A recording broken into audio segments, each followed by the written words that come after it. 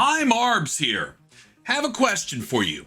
What happens when you take Ghostrunner's speed and movement and infuse Doom's brutal over-the-top violence and add a splash of Cyberpunk style to the assault on your senses? Well, Metal Eden could be the best example of what you might come up with. This game is from publisher Deep Silver and Polish studio Reikon Games. It is a single-player experience for Xbox Series X and S. It offers 4K 60 FPS plus performance in the performance mode, I would say. And it currently is not cloud compatible. It requires 22 gigabytes of Xbox fast storage and is available currently only as a digital download, and there are no plans for a physical release at this time. As you may or may not know, there is a demo version out that you can download from the Xbox Store, and at the time of the release of this video, we knew of no plans for any DLC. This is the second game from Polish studio Reikon Games.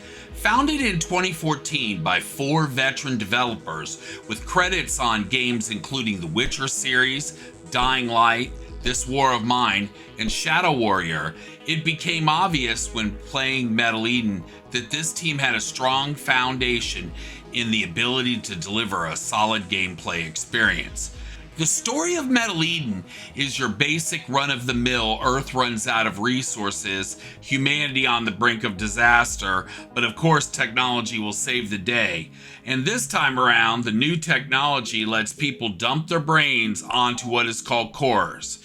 Honestly, it looks more like a newfangled SD storage card if you ask me, but the plan is to take these cores, or SD storage card, and send them to Mobius, which is this new orbital city meant to give humanity a fresh start. You play as Aska, a hyper-unit android built by this dude only known as Nexus. On paper, Aska's job is simple. Break into Mobius, rescue the cores that got stuck there, figure out what went wrong, fix it, and, honestly, it kind of sounds like a plot for the movie of the week. So, I don't know about all that. So you are pressed into service as a one-woman wrecking crew, wall running, grappling, dashing, even transforming into an armored ramball, basically Reikon's own spin on the Metroid games. The story isn't the reason to play Metal Eden. It has some story, but little depth, really, which makes me feel less invested in the story and more interested in the non-stop action that the story generates. Let's face it, this isn't the kind of game you play for story. This is the kind of game you play for action. So I don't think a thin story is a deal breaker. The game's design pushes you into a constant state of motion, with levels of vertical challenges, with creative paths to traverse. As you play the game, every enemy type forces you to adapt, but your arsenal is stacked. But you must balance your speed with precision. As for the weapons, it does seem that many of the weapons were inspired by Quake and Doom, for example, like the lightning gun and the plasma rifle and the grenade launcher.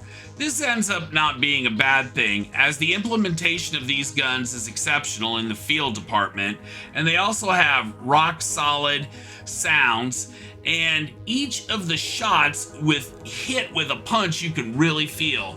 As you progress, you have the ability to mod each weapon and tweak it to your playstyle, which offers an interesting number of options that actually affect the effectiveness of the weapons. Now, core rips are something like a super that you can use after softening up an enemy. You have the ability to yank their core out of them with a gravity beam. Then you get options. Throw it like a grenade for explosive damage, consume it for buffs like health regen or melee damage boost. And on top of that, Aska's abilities can be upgraded. If you want to be successful playing Metal Eden, it's essential that you are able to master the flow of the gameplay.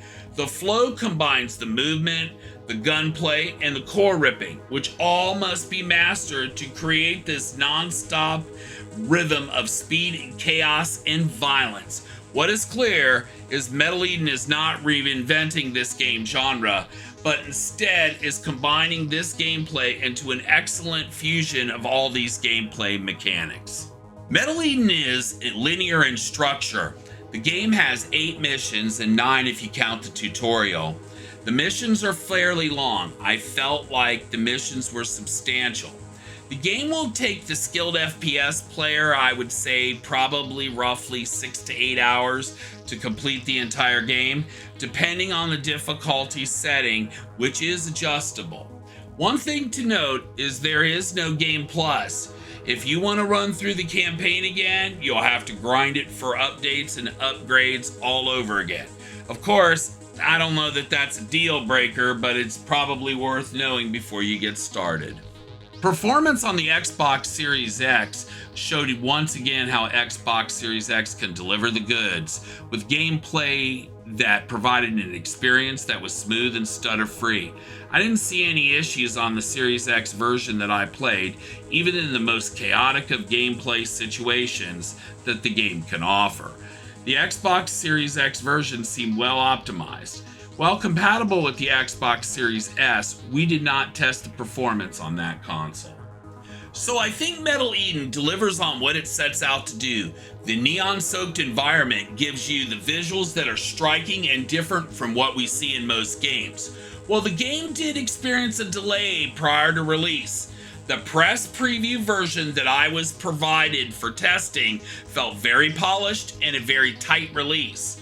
While there could be some tweaks that are possible, of course, those I think are very minor in scope.